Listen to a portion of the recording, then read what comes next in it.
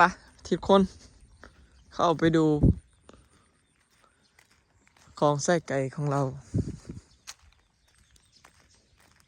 ยามเช้าก็สดชื่นนั่นนี่พี่น้องเนาะฝนตกแบบนี้ก็สดชื่นอันนี้บอยตัดก็กำลังขึ้นนี่มั้งกำลังเป็นมันอาจจะเป็นผุ่มอยู่เนาะ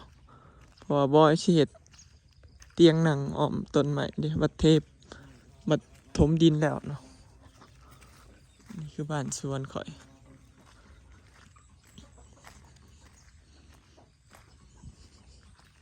มันยังกรีดอันนี้อยู่พี่น้องตะกี้บอยว่าสิเอาให้ว่าสิขายเนาะขายให้กระเจ้าซะถ้าอยากได้ก็มาเอาพี่น้องถ้าได้ก็ว่ากันมันกบใหม่ผู้ใดอยากไปใส่เทียงนาถ้าอยากแอบไปแอบเทียงนานี่สบายเลยเด้ยังใหม่เนาะเพราะว่ามันบ่ได้เป็นหยังเลยเขามาออกซื่อๆเขาบ่อยากใส่รุ่นนี้ซื่อพี่น้องก็เลยแม่ออกเนาะเขามาเป็นกระจกยังใหม่คือเก่าใหม่มีแต่เอาไปคัดแล้วก็ทาสีซื่อๆเนาะใหม่เป็นหลุมสีบ้านใหม่มันสิแบบนี้อ่ะพี่น้องสีมันตกเนาะหลายปีไปแล้วและคันเขาอยากให้ใหม่ตลอดก็ต้องทาสีตลอดเนาะเพราะว่าจังว่าใส่อลูมิเนียมเพราะว่า1อลูมิเนียมกับมันก็สิเป็นกระจกมันก็สิงามแน่แล้วก็มันก็สิบ่ยากทาสีคือบ้านใหม่เนาะคือใหม่มันต้องได้ทาสีเนาะต่ออันนี้หันตามกระปะอยู่นี่เลยพี่น้องไว้อยู่นี่เลยนะฝนตกมาอันนี้ก็เขามันเหี่ยนั่นชื่อเลยพี่น้องออกเขาเซ้ย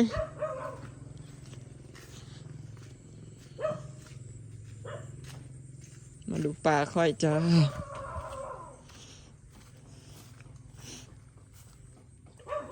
ไปหมดไหมยังวะยังถากินอยู่บ่โลกมื่อนะเป็ดมากินกันเบ้อมันไต่ออกมาแล้วนี่พี่น้องไต่ออกมาแล้วเป็ดมากินยังมาถากินน้ำพระเจ้าอยู่นี่มึงก่อนพี่น้องสำรวจก่อนเด้อว่ามีอะไรหายไหมปลาออกไหมน้ำใหม่ก็ออกเรื่อยๆเลยโอ้ยามฝนน้ำใหม่ออกดีเลยพี่น้องแบบมันขึ้นใหญ่เนาะบอยยังชิตัดมันเนื้อแต่2-3 ลำแบบนี้พี่น้องมันจะโบหกและสิริออกเนาะนี่คือกันบอยเนาะได้น้ำใหม่สังไพ่อันต้นนึงเนาะปลูกอยู่ในสวน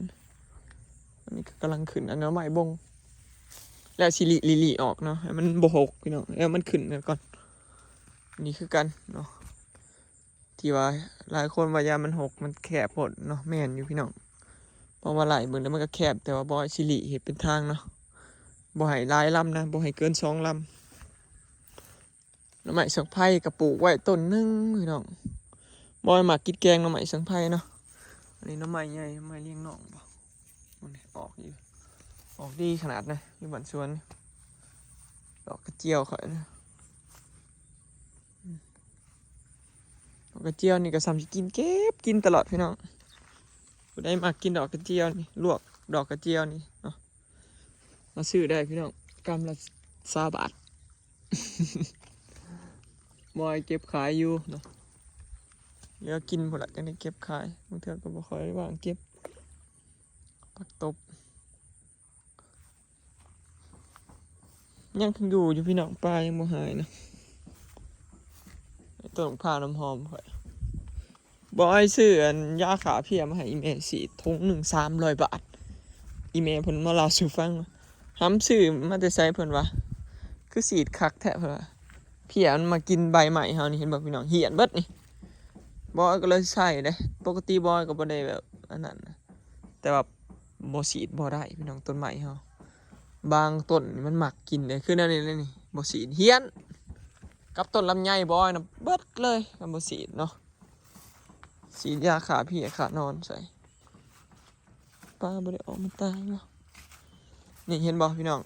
ต้นไม้บอยเนาะชนลายนะบ่ได้ตายย้อนหยังนะตายย้อนเพียย้อนอันย้อนนอนย้อนแนนนี่แหละมากินนี่บ่งเบ่งเห็นบ่ ต้นชมพู่บ่ฮอยงามงามเลยแต่ว่าเหียนย่อนอันนี้มากินนี่แหละโอ้ยิงค่อยรุดปะมีใครชอบบรรยากาศบ้านสวนผมบ้างพี่น้อง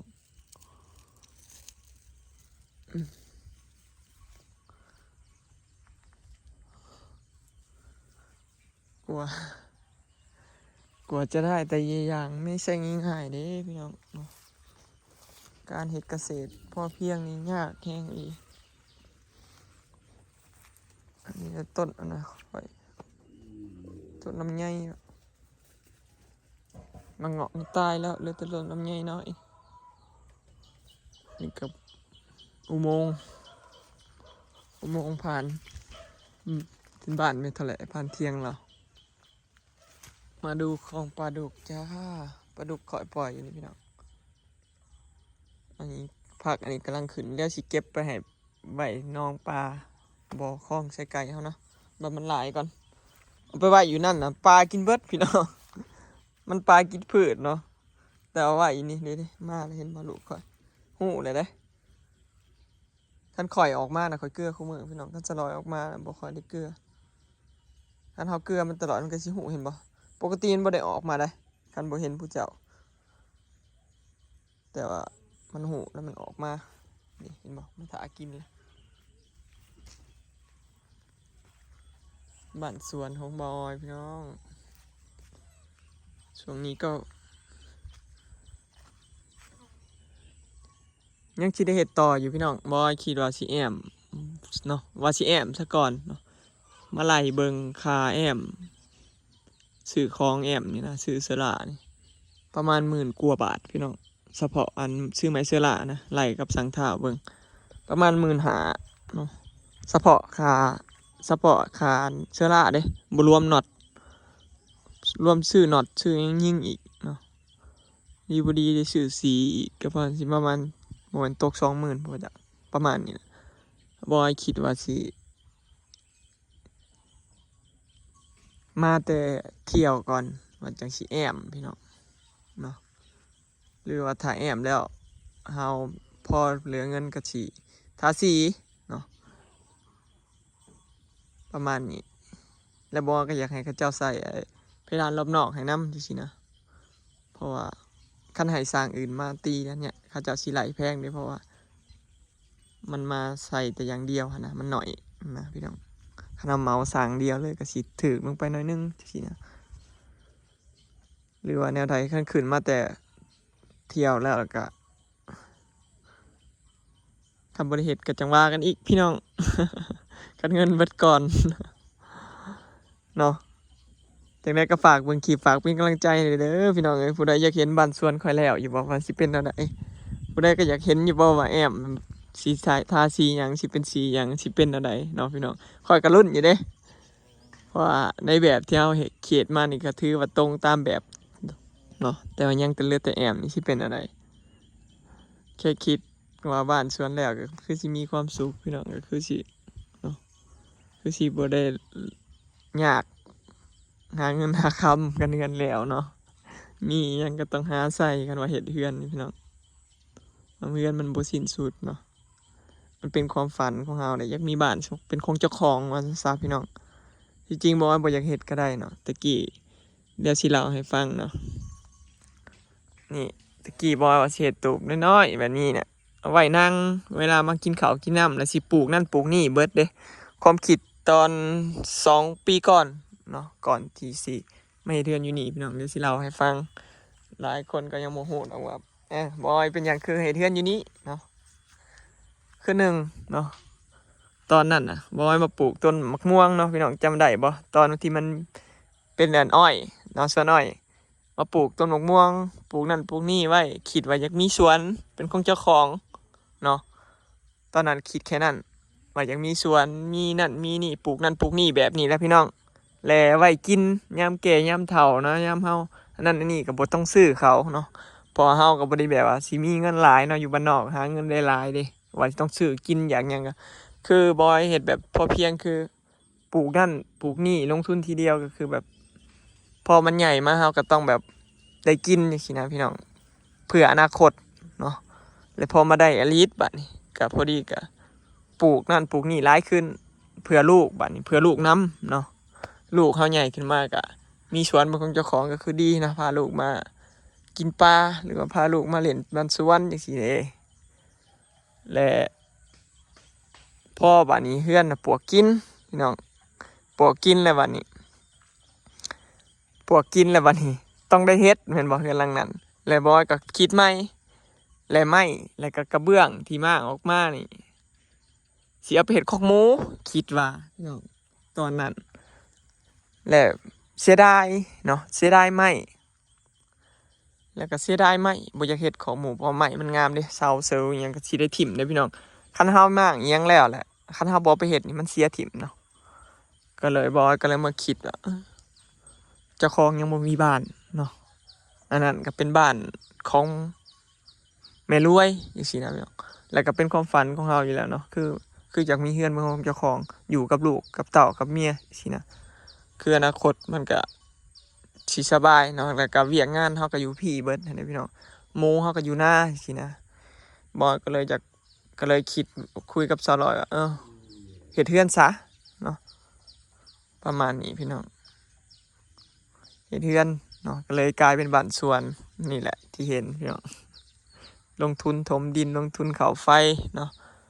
ลงทุนทุกอย่างเลยเนาะตั้งแต่ทุกอย่างอ่ะพี่น้องหลายคนเชียนว่าตะเกียบกินเป็นส่วนน้อยเนาะลงทุนจ้างรถดุดมาเถิกอย่างเงี้ยทุกอย่างจ้างรถจกมาจกกันต่อจกใหม่จ้างเขาจะมาตัดใหม่ออกให้เนาะยังหลายอย่างพี่น้องเบิดหลายเด้แต่ว่าก็ดีใจเด้พอบอยก็อยากมีเฮือนเป็นของเจ้าของเด้ถ้าเกิดอนาคตเนาะพอสลอยเรามาอยู่กัสิบอยก็สิออกมาอยู่นี่และอีเมก็อยู่บ้านนี่สินะยามแกอยาก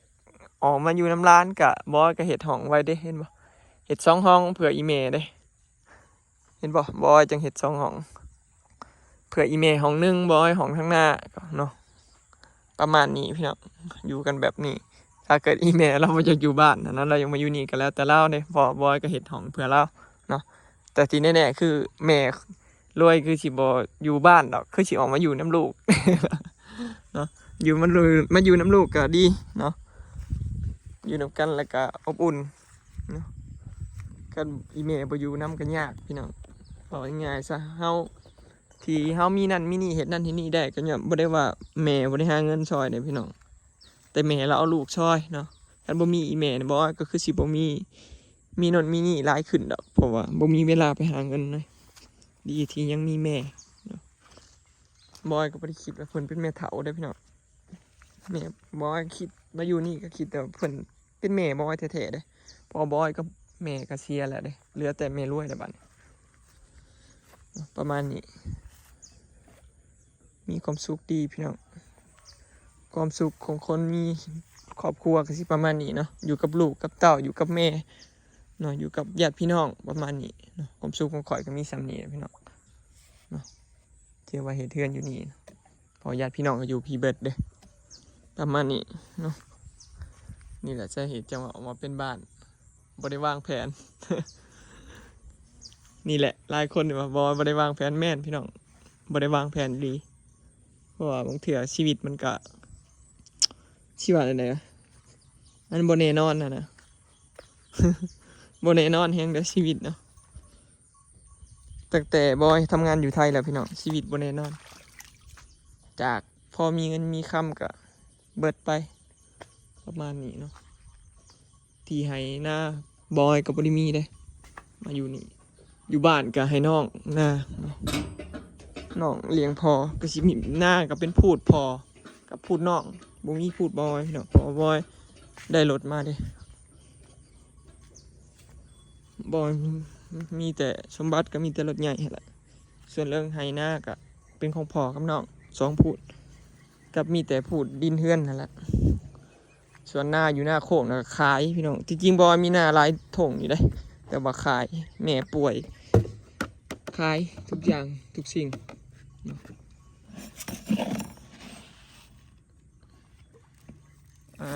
เกลือป่าลูกคอยยังอยู่เด้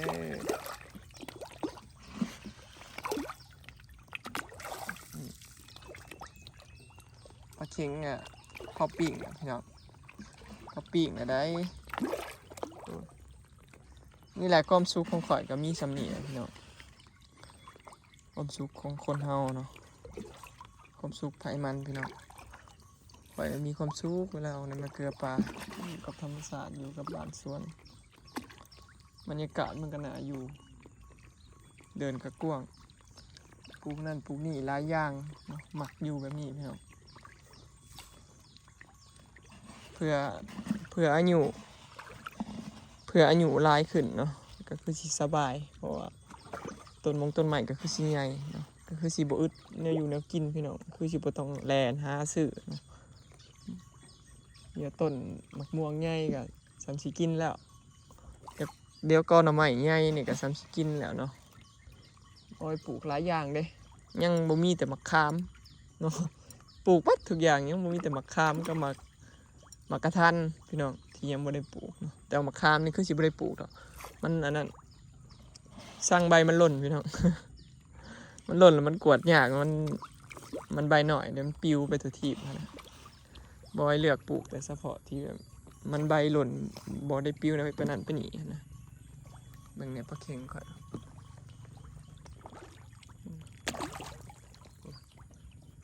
ไงซ้ำประมาณ6 ตัวนี่โลพี่น้องประมาณตัว6 ตัวนี่โลใส่นี่ปลาเค็งลังเล็บใหญ่เดี๋ยวมาเบิ่งขางลังพี่น้องบัดนี้นี่ปลาตะเพียนหน่อยกับลังใหญ่พี่น้องเดี๋ยวขอสิเปลี่ยนเบอร์หัวหารเนาะซื้อมามื้อนั่นนะพนักงานเขาเอาไห้พิษพี่น้องเขาเอาขึ้นรถไห้พิษบ่ได้เบิ่งซะบ่อยบอกเขาเอาเม็ดใส่กลางหัวหารปลาดุกเขาไปเอาใส่ใหญ่ให้นี่สำนิ้วก้อยนี่ จะกินบ่ได้เลยบ่ได้ไปเปลี่ยนพี่น้องพุ่นแหละมื้อขึ้นไปส่งพี่เปิ้นพุ่นแหละสิไปเปลี่ยนพี่เปิ้นแกก็ไปเที่ยวบ้านเจี๊ยบพี่น้อง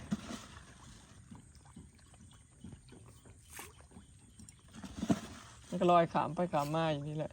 2 บ่อนนี่นี่ปลาตะเพียนใหญ่สำนิ้ว4นะ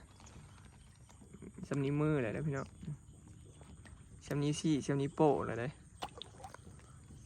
ปลาตะเพียนที่เขาเลี้ยงมาปล่อยซื้อมาปล่อยล่าสุดจนกุ้งน่ะบ่เห็นพี่น้องปลาเข็งกินเบิดบ่นั่นไงเข็งหรือปลานิลแล้วกิน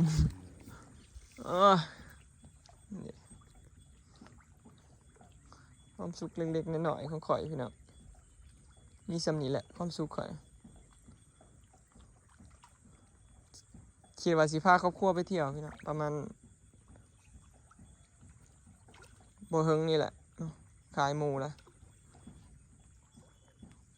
ชวนไปเถามาลาไปนำเถามาลาเพิ่นก็อยากลงไปเล่นปักเซเพิ่นนะเพิ่นชวนบอยแต่เฮิงนี่แหละเอาบอยนำบ่ว่างเถามาลาเพิ่นอยากไปว่ะแต่ว่าบอยบ่ว่างนะอยากหมูคันบอยบ่ได้ขายหมูคุณนี่บอยอยากเด้เดี๋ยวจักหน่อยนี่ไก่หมูสิได้ลูกอีกนี่บอยก็อยากอีกสิไปไสมาไสก็ยากพี่น้องเลี้ยงหมู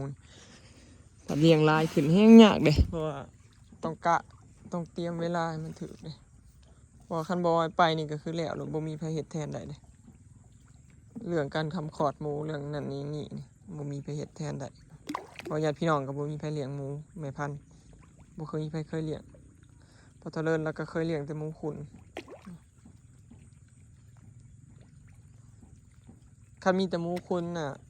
ได้อยู่เนาะให้พอเจริญเกลือให้ก็ได้เราเคยเลี้ยงพี่น้องจ้างเราเกลือให้ก็ได้เนาะถูกปลาขอหลายเนาะว่ามันใหญ่นะเนาะมีความสุขขนาดพี่น้อง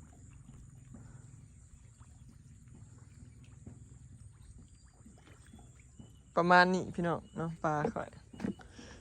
มีความสุขเลยอยากให้เฮือนแล้วนะมาอยู่พี่เป็นอะไรพี่น้องนี่คือเรื่องเล่าเด้เรื่องเล่าของบอยเนาะชีวิตเคยตั้งเป้าไว้หรือยังก็ตามเนาะที่เราคิดไว้ตั้งไว้นี่บ่ได้เป็นตามที่เราคิด100%ครับขนาดวางแผนไว้เลย มันต้องมีแหละอีกอย่างสักอย่างที่มาเนาะ